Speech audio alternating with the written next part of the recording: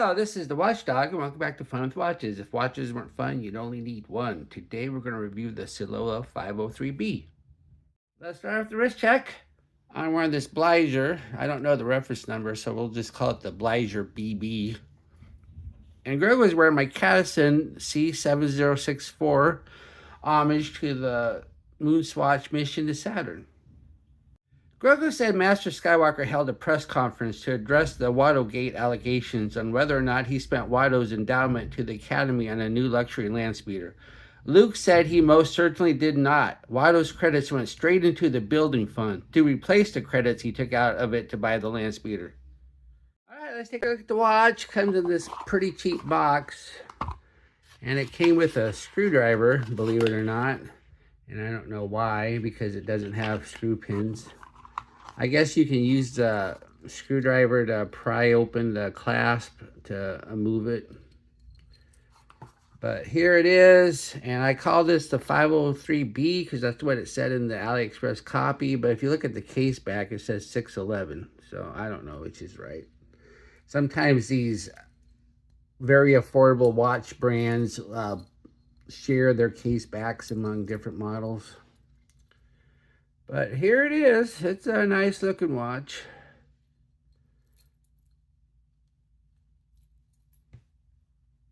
This is the first Saloa on my channel. This is an homage to a Brew metric retro dial. When I unboxed this watch, one of my viewers took issue with homaging a micro brand. On Fun with Watches, we have stuck with the ideal that if a $50,000 Rolex can be homaged, so can a $15 Casio. In all honesty, I never heard of Brew, so this homage unintentionally advertised the Brew brand. There are all kinds of budgets out there, and I find it hard to believe that if someone really wants the $475 solid steel case Brew with a sapphire crystal with VK68 movement, they will not get it because they saw this $30 plated Saloa with a glass crystal and Chinese PE90 movement instead. Both watches are in two entirely different leagues. This Saloa comes in 5 different colorways. If you prefer the 2 sub-dial look, there's a white dial also. There are 3 other colorways too, but you get the third 24-hour sub-dial hand, which takes away some of the quirkiness. There is red, light blue, and a color they call green. They all come on a rolled link bracelet. The watch is 36.8 if you measure at the bezel, but 38.2 if you measure at the case, which is a little bit wider. It's only 43.2 millimeters lug to lug, so the lug to lug's fairly short. It's 11.8 millimeters thick, including this dome crystal. Has a 22 millimeter lug width, because yeah, it looks like it's an integrated bracelet, but as you can see, it's got spring bars, so you can actually change it. And weighs 98 grams on the supplied rolled bracelet. Then the bezel, I can't tell if it's part of the case or if it's actually attached, but I think it's just part of the case. And then we have the dial. The dial's a flat black with no sunburst effect. We have a re-hot chapter ring with a yellow color on the bottom, blue everywhere else. And then we have the indices. They're batons, but they also have little dots on the end, and the little dots are loomed also. And then we have the hands. They're stick hands, and they are loomed, but not very well. And then we have a running second hand that's not loomed. And as you can see, there's kind of a little eye of a needle counterbalance. Then we have a date at the 4:30, and the date wheel is not color matched. On the real Brew, it is color matched. Then on the bottom, we have the small second chronograph hand, and on the left is the small second chronograph minute counter. And normally on a PE90 movement, there would be a 24-hour on the right, but they kept with the Brew style. I'm not doing it. Once again, other colorways do have the 24-hour hand.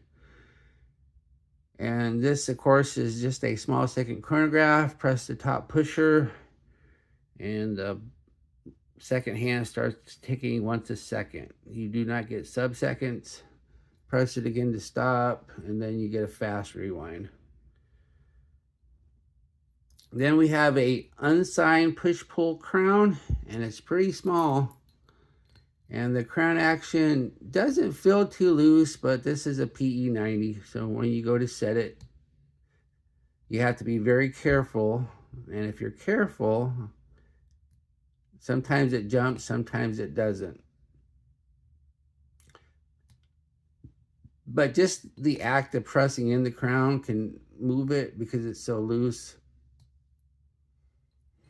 So that's just the reality of very affordable quartz watches. You just get that horrible minute hand jump. I just don't like it one bit.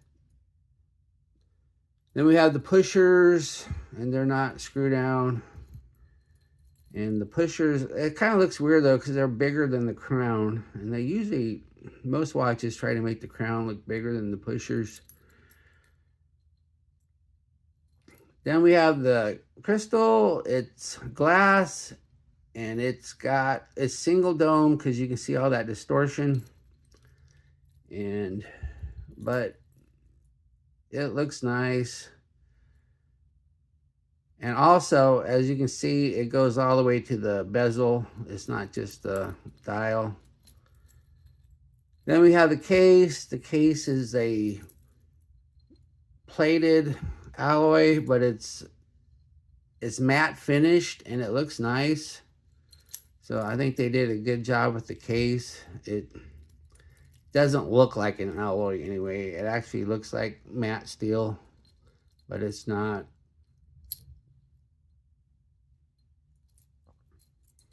But it's fairly thin. And once again, even though it looks like an integrated bracelet, you can put a strap in these lugs. Then we have the case back, says Saloa in the middle, then 611 on the bottom. So once again, I don't know if that's the model number or not, because the ad said 503b, and when I Google 503b or 611, both of these pop up. So I don't know. So I guess it doesn't matter. But it says stainless steel back, which is a good tell that the rest is not. Then it says 3 ATM quartz movement. Yes, you only get the 30 meters. Then underneath the case back is the PE90 small second chronograph movement. This is fairly common in watches in this price range. And they make two different PE90s. One would be just like this, but would have the 24-hour hand. And they make another one though with sub-seconds on the top instead of the 24-hour hand.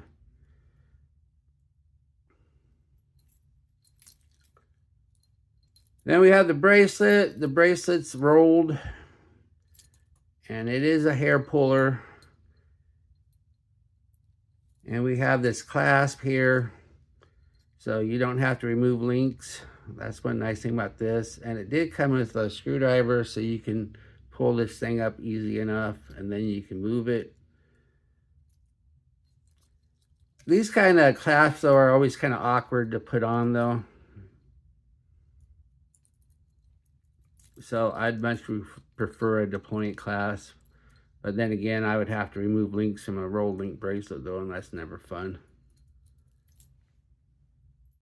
Here's the watch on my 7.5-inch wrist. That looks nice. It wears nice. It wears nice and flat. Good looking watch. Then I have I can move the clasp out another 3/4 of an inch. So 8 1/4 is probably the best you're gonna do. Otherwise, you'll have to put it on a strap or get a longer bracelet. But the trouble is, if you get once again, it's a 22 millimeter, so you should be able to fit another rolled link bracelet if you can find a longer one. And here's the watch on a leather strap. I just wanted to show you, yes, you can indeed put this on a strap. Even though you get the integrated look, you can change straps, so that's always nice. And here's the watch on an orange canvas strap. That looks nice too. That brings out the orange of the second hand and the left subdial. Of course, the hardware doesn't match, but that's the only orange strap I had. Now, of course, with lugs like this, you'll never put it on a NATO.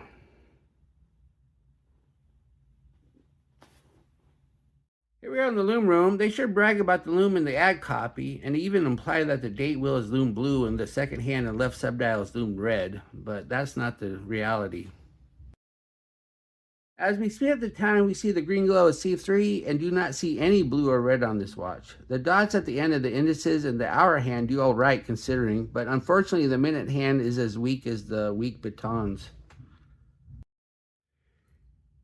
What I like about this watch? Well, it has a very fun looking dial.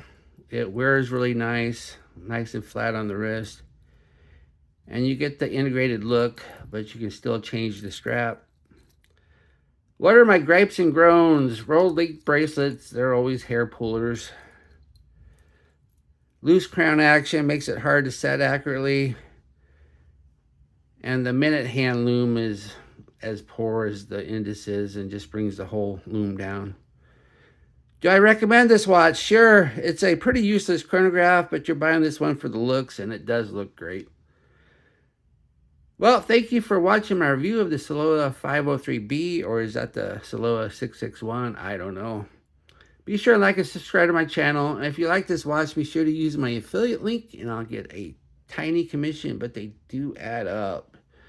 And just for fairness, I'll leave a link to Brew in case you want to get the real Brew. It will cost significantly more, but it will be a much nicer watch. And I get no commission from Brew, but I just feel I'm kind of paying it forward. So yes, this is a homage to their watch, and it might hurt their sales, but if any of you seen this review, go out there and buy a watch, it helped their sales. And I'd like to thank my Members Choice members. There's not very many of you at the time of this review. There's only 4, and I was hoping if I added you to the end screen that the list would grow, but that's not really working out. But I'll keep doing that anyway because it's fun. Bye.